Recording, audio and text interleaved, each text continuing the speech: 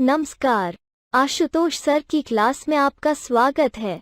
Ashutosh sir की class UPSSSC प्रारंभिक अर्हता परीक्षा पेट की तैयारी में सहायक एक वीडियो दे रहा है। इस वीडियो में वैदिक संस्कृति से संबंधित 146 अति महत्वपूर्ण तथ्य दिया जा रहा है। इस वीडियो को ध्यानपूर्वक अंत तक अवश्य देखिएगा। बहुत बहुत धन्यवाद। Hi, welcome to Ashutosh Sir's class. Ashutosh Sir's class is giving a video helpful in preparing for UPSSSC Preliminary Eligibility Test (PET). In this video 146 very important facts related to Vedic culture are being given. Must watch this video carefully till the end. Thanks a lot. वैदिक संस्कृति एक सिंधु सभ्यता के पतन के बाद जो नवीन संस्कृति प्रकाश में आए उसके विषय में हमें संपूर्ण जानकारी वेदों से मिलती है। इसीलिए इस काल को हम वैदिक काल के नाम से जानते हैं। 2. यह सभ्यता अपने पूर्ववर्ती हड़प्पा सभ्यता से काफी भिन्न थी। इस सभ्यता के संस्थापक आर्य थे। 3. आर्य शब्द का अर्थ होता है श्रेष्ठ, उत्तम, अभिजात्य, कुलीन, उत्कृष्ट आदि। 4. दयानंद सरस्वती के अनुसार आर्यों का मूल निवास स्थान तिब्बत है।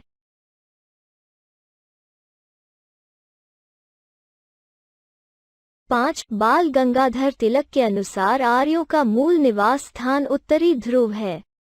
6. डॉक्टर अविनाश चंद्र दास के अनुसार आर्यों का मूल निवास स्थान सप्त सैंधव प्रदेश है। 7. प्रोफेसर मैक्समूलर के अनुसार आर्यों का मूल निवास स्थान मध्य एशिया बैक्ट्रिया है। 8. वेदों की संख्या 4 है। ऋग्वेद, यजुर्वेद, सामवेद तथा अथर्ववेद। इन 4 वेदों को संहिता कहा जाता है। 9. सबसे प्राचीन वेद ऋग्वेद है। 10. सबसे बाद का वेद अथर्ववेद है। 11. ऋग्वेद की रचना 1500 ईसा पूर्व से 1000 ईसा पूर्व के बीच माना जाता है।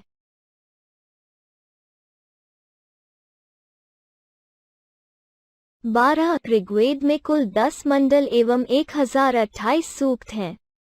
13. ऋग्वेद के मंत्रों को यज्ञों के अवसर पर देवताओं की स्तुति हेतु होत्री ऋषियों द्वारा उच्चारित किया जाता था।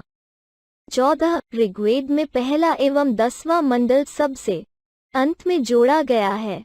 15. विश्वामित्र द्वारा रचित ऋग्वेद के तीसरे मंडल में सूर्य देवता सावित्री को समर्पित प्रसिद्ध गायत्री मंत्र है।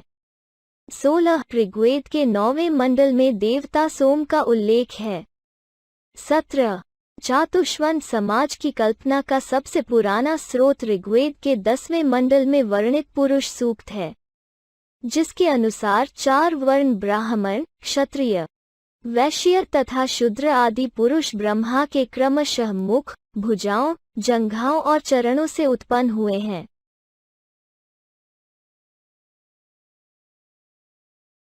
18. ऋग्वेद के 2 ब्राह्मण ग्रंथ हैं, ऐत्रेय ब्राह्मण एवं कौशितिकी अथवा शंखान ब्राह्मण। 19. ऋग्वेद में इंद्र के लिए 250 तथा अग्नि के लिए 200 ऋचाओं की रचना की गई है। 20. यजुर्वेद में यज्ञों के नियमों एवं विधि विधानों का संकलन मिलता है। इसमें बलिदान विधि का भी वर्णन है। 21. यजुर्वेद गद्य एवं पद्य दोनों में लिखे गए हैं। 22. यजुर्वेद के मंत्रों का उच्चारण करने वाला पुरोहित अध्वर्य कहलाता है। 23. सामवेद में मुख्यतः यज्ञों के अवसर पर गाए जाने वाले मंत्रों का संग्रह है। इसे भारतीय संस्कृति का मूल कहा जा सकता है। 24. सामवेद में मुख्यतः सूर्य की स्तुति के मंत्र हैं। 25. सामवेद के मंत्रों को गाने वाला उद्गाता कहलाता था। 26. अथर्वा ऋषि द्वारा रचित अथर्ववेद में कुल 731 सूक्त, 20 अध्याय तथा 6000 मंत्र हैं। 27. अथर्ववेद में ब्रह्म ज्ञान, धर्म, समाजनिष्ठा, औषधि प्रयोग, रोग निवारण मंत्र, जादू टोना आदि अनेक विषयों का वर्णन है। 28. अथर्ववेद का एकमात्र ब्राह्मण ग्रंथ गोपद है। 29 अथर्ववेद में परीक्षित को कुरुओं का राजा कहा गया है।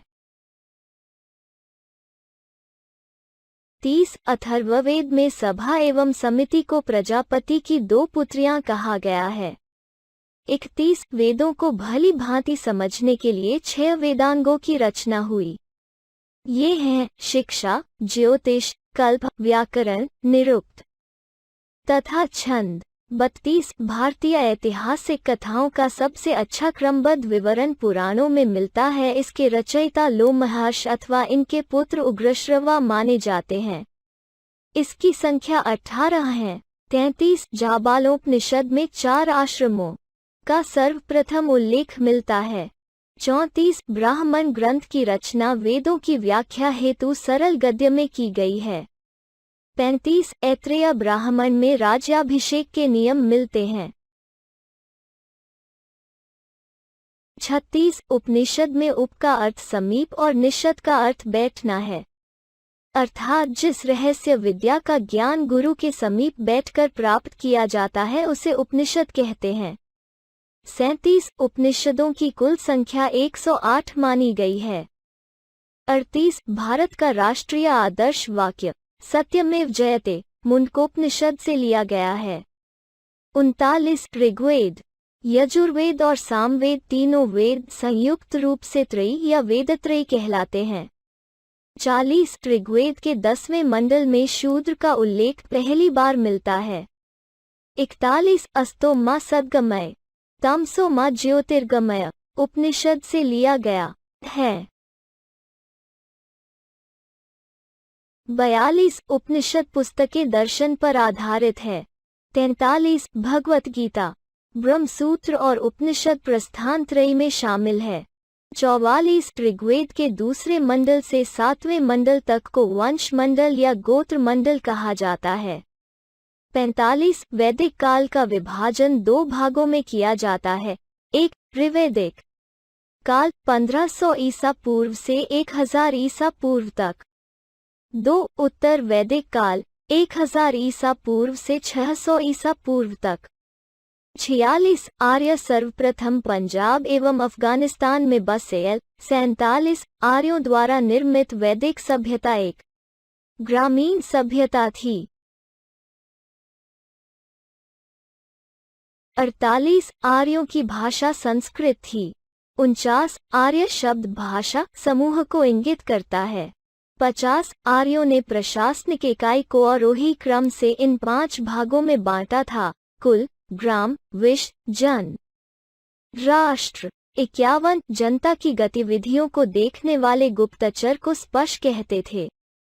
52 युद्ध के लिए गाविष्टि शब्द का प्रयोग किया गया है, जिसका अर्थ है गायों की खोज। 53 दसराज्ञा युद्ध का उल्लेख ऋग्वेद के 7वें मंडल में है। यह युद्ध परुशनी, रावी नदी के तट पर राजा सुदास एवं 10 जनों के बीच लड़ा गया, जिसमें राजा सुदास विजयी हुआ। 54 आर्यों का समाज पितृप्रधान था। 55 जीवन भर अविवाहित रहने वाली महिलाओं को अमाजु कहा जाता था।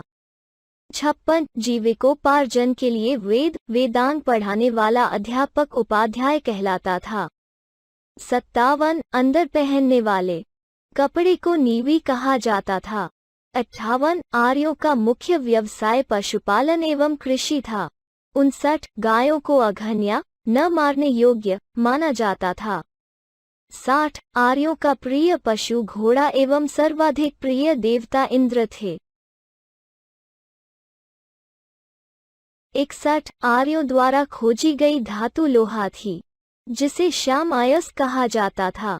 62 व्यापार हेतु दूर दूर तक जाने वाले व्यक्ति को पैनी कहते थे। 63 ऋण देकर ब्याज लेने वाले व्यक्ति को वेकनाट सूदखोर कहा जाता था। 64 मनुष्य एवं देवता के बीच मध्यस्थ की भूमिका निभाने वाले देवता के रूप में अग्नि की पूजा की जाती थी। 65 ऋग्वैदिक काल में सरस्वती सबसे पवित्र नदी मानी जाती थी। 66 ऋग्वैदिक काल में सिंधु नदी सर्वाधिक महत्वपूर्ण नदी थी। 67 ऋग्वेद में सिंधु नदी का सर्वाधिक बार उल्लेख हुआ है। 68 उत्तर वैदिक काल में इंद्र के स्थान पर प्रजापति सर्वाधिक प्रिय देवता हो गए थे। 69 ऋग्वेद में आर्य निवास स्थल के लिए सर्वत्र सप्त सैंधव शब्द का प्रयोग किया गया है। 70 सतलज नदी का प्राचीन नाम शतुद्री है। 71 रावी नदी का प्राचीन नाम परुष्णी है। 72 चिनाब नदी का प्राचीन नाम अस्किनी है। 73 झेलम नदी का प्राचीन नाम वित्सता है। 74 व्यास नदी का प्राचीन नाम विपाशा है। 75 काबुल नदी का प्राचीन नाम कुंभा है। 76 घग्गर नदी का प्राचीन नाम दृशद्धति है। 77 गंडक नदी का प्राचीन नाम सदानीरा है। 78 ऋग्वेद में इंद्र को पुरंदर कहा गया है। 79 आर्यों की सर्वाधिक प्राचीन संस्था विदत है, इसे जनसभा भी कहा जाता था। 80 शूद्र शब्द का उल्लेख सर्वप्रथम ऋग्वेद के 10वें मंडल के पुरुष सूक्त में मिलता है। 81 वशिष्ठ ऋषि को ऋग्वेद के दूसरे, तीसरे, चौथे, पांचवें, छठे और सातवें मंडल का रचनाकार माना जाता है।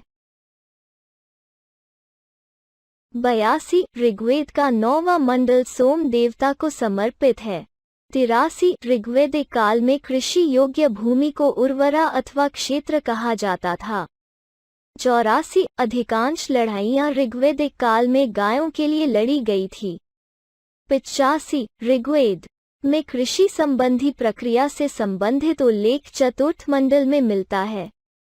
86 वरुण को ऋत्स्य गोपा कहा गया है, अर्थात वो प्राकृतिक घटनाक्रम का संयोजक समझा जाता था।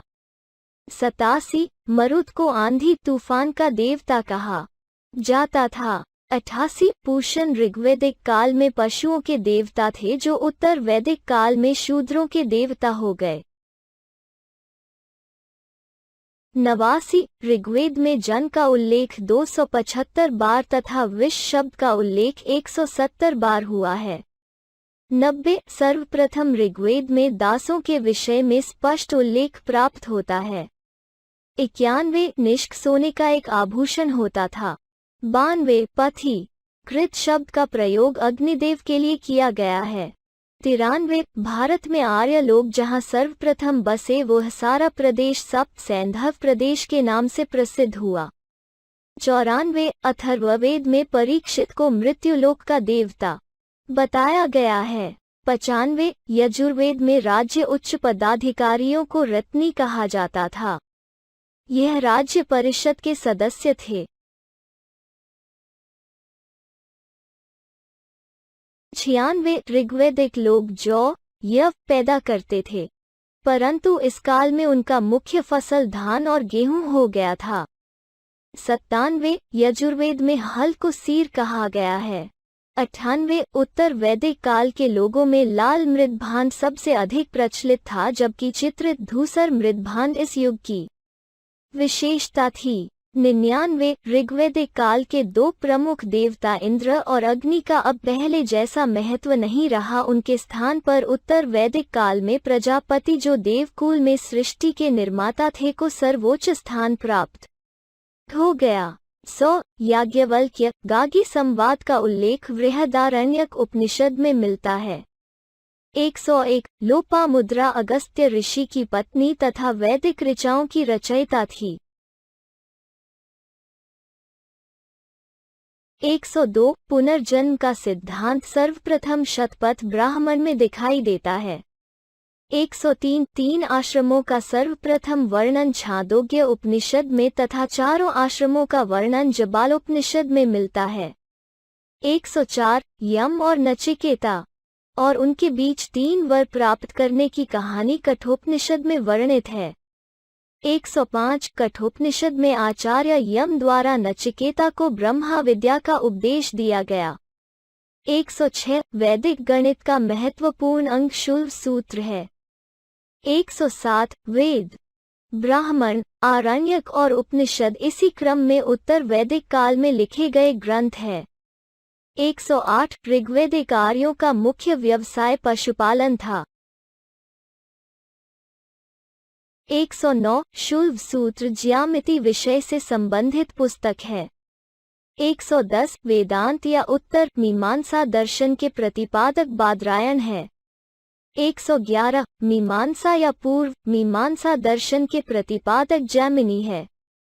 112 योग दर्शन के प्रतिपादक पतंजलि हैं। 113 आरंभिक वैदिक साहित्य में सर्वाधिक वर्णित नदी सिंधु नदी है। 114 कपिल मुनि द्वारा प्रतिपादित दार्शनिक प्रणाली सांख्य दर्शन है। 115 भारत के अतरंजी खेड़ा स्थल की खुदाई से लौह धातु के प्रचलन के प्राचीनतम प्रमाण मिले हैं। 116 यज्ञ संबंधी विधि विधानों का पता यजुर्वेद से चलता है। 117 वैदिक युग में प्रचलित लोकप्रिय शासन प्रणाली गणतंत्र थी। 118 आयुर्वेद का संबंध ऋग्वेद से था। 119 धनुर्वेद का संबंध यजुर्वेद से था। 120 गंधर्व वेद का संबंध सामवेद से था। 121 शिल्प वेद और अर्थशास्त्र का संबंध अथर्ववेद से था। 122 ब्राह्मण ग्रंथों में सर्वाधिक प्राचीन शतपथ ब्राह्मण है। 123 गोत्र व्यवस्था का प्रचलन उत्तर वैदिक काल में शुरू हुआ। 124 अनुलोम विवाह का अर्थ है कि उच्च वर्ण पुरुष का निम्न वर्ण नारी के साथ विवाह। 125 प्रतिलोम विवाह का अर्थ है कि उच्च वर्ण की नारी का निम्न वर्ण के पुरुष के साथ विवाह। 126 वैदिक युग में यव का अर्थ जौ होता था। 127 व्रीहि शब्द चावल के लिए प्रयुक्त हुआ था। 128 ऋग्वेद में सबसे पवित्र नदी सरस्वती नदी को माना गया है। 129 ऋग्वैदिक काल के सबसे प्रधान देवता इंद्र है, जिनकी स्तुति में 250 सूक्तों की रचना की गई थी। 130 अथर्ववेद में सभा को नरिष्ठा कहा गया है। 131 संस्कारों की कुल संख्या 16 है। 132 ब्रह्मा विवाह में समान वर्ण या जाति का विवाह होता था। 133 देव विवाह में पुरोहित का पारिश्रमिक में मिले कन्या के साथ विवाह होता था। 134 आर्ष विवाह में कन्या के पिता वर को कन्या प्रदान करने के बदले में एक जोड़ी गाय और बैल प्राप्त करता था। 135 प्रजापत्य विवाह में बिना दहेज के विवाह होता था। 136 गंधर्व विवाह में प्रेम विवाह होता था। 137 आसुर विवाह में कन्या को खरीदकर विवाह होता था। 138 राक्षस विवाह में पराजित राजा की कन्या या अपहरण की गई कन्या के साथ विवाह होता था। 139 पैशाच विवाह में सोई हुई अवस्था में कन्या को गुमराह कर या मानसिक रूप से अस्वस्थ कन्या को गुमराह कर उसके साथ किया गया विवाह होता था। 140 तीन ऋण में देव ऋण, पितृ ऋण और ऋषि ऋण शामिल है। मातृ ऋण को इस ऋण में शामिल नहीं किया गया है। 141 ऋग्वैदिक काल से संबंधित मृदभांड संस्कृति को गेरुवर्णी मृदभांड संस्कृति कहा जाता है। 142 उत्तर वैदिक काल से संबंधित मृदभांड संस्कृति को चित्रित धूसर मृदभांड संस्कृति कहा जाता है। 143 वरुण को मूलतः जल या समुद्र का देवता कहा जाता था। 144 आवेस्ता और ऋग्वेद में समानता है। आवेस्ता ग्रंथ का संबंध ईरान से है। 145 आर्यों के आर्कटिक होम सिद्धांत का पक्ष बाल गंगाधर तिलक ने लिया था। 146 शतपथ ब्राह्मण से संबंधित राजा विदेथ माधव से संबंधित ऋषि गौतम राहुगण थे। इस वीडियो को देखने के लिए बहुत बहुत धन्यवाद। आशुतोष सर की क्लास की अगली वीडियो को अवश्य देखिएगा।